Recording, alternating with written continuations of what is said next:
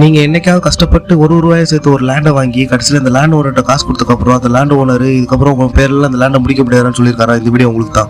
இங்க அர்ஜுன்ற ஒரு middle class வாத்தியாரு கஷ்டப்பட்டு 12 வருஷமா ஒரு ரூபாயை சேர்த்து வச்சு ஒரு இடம் வாங்குறாரு. அந்த இடத்துக்கான காசும் அந்த லேண்ட் ஓனர் கொடுக்குறாரு. கொஞ்சம் மாசம் கழிச்சு ரிஜிஸ்டர் பண்ணலாம்னு பார்க்கும்போது லேண்ட் ஓனர் வந்து எப்பா லேண்ட் ரேட்லாம் இந்த மாசம் ஏறி போச்சு, நீ எனக்கு எக்ஸ்ட்ரா அமௌண்ட் கொடுன்னு சொல்லி லேண்ட் ஓனர் கேட்கறப்ப அவர்கிட்ட கையில் சுத்தமா காசு இல்லை, மிரட்டுறாப்ல இன்னும் காசு வேணும். அர்ஜுனுக்கு ஒண்ணுமே புரியல. கொடுத்த காசை வாங்க முடியல, அவர் கேட்குற காசை கொடுக்க முடியல, ஃபேமிலியால ரொம்ப அவமானப்படுறாங்க, மென்டல் ப்ரெஷர் ஆகுது. அவர் கோர்ட்ல கேஸ் போடுறாரு. அர்ஜுனோட வக்கீல் கோர்ட்ல என்ன சொன்னா, செக்ஷன் 53A படி எப்போ நீங்க அந்த லேண்டுக்கான காசு கொடுத்தீங்களோ அப்பயே அந்த லேண்டுக்கு நீங்க பாதி ஓனர் ஆயிட்டீங்க.